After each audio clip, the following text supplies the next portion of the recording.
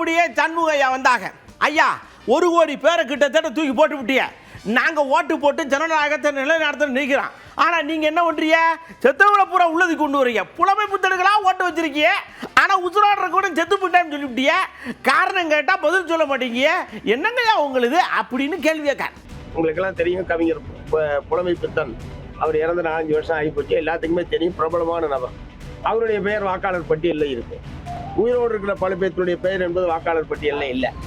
அதே மாதிரி ஏறத்தாழ 67 லட்சம் பேர் முகவரி அற்றவர்கள் அல்லது காண முடியாதவர்கள் என்கிற முறையில் சொல்லியிருப்பது என்பதும் உண்மையான கண்டனத்துக்குரியது.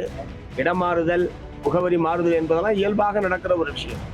ஆகவே தேர்தல் ஆணையம் உரிய கால அவகாசத்தோடு உரிய ஊழியர்களை பயன்படுத்தி முழுமையாக ஆய்வு செய்து இந்த வாக்காளர் பட்டியலை இறுதிப்படுத்துவதற்கு பதிலாக இப்படி 1 மாத காலத்திற்குள் அனைத்தையும் முடிப்பது என்கிற அந்த அவசர கோலம்தான் இவ்வளவு பிரச்சனைக்கு அடிப்படையான காரணம்.